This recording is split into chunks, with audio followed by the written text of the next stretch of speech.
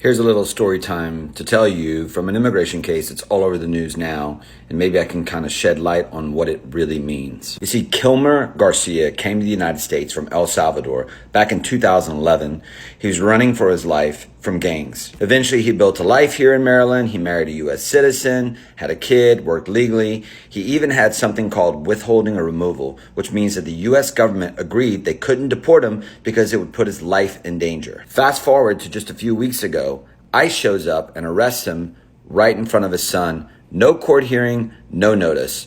They just throw him on a plane and deport him back to El Salvador. This, in my opinion, is completely illegal. It went against an earlier judge's order that said he was granted withholding or removal. But this is where it gets crazier. The government's own lawyer goes to court and admits that he should have never been deported. You would think that's the right thing to do because U.S. attorneys are there to uphold justice, regardless of which side of the fence it falls. So what happens?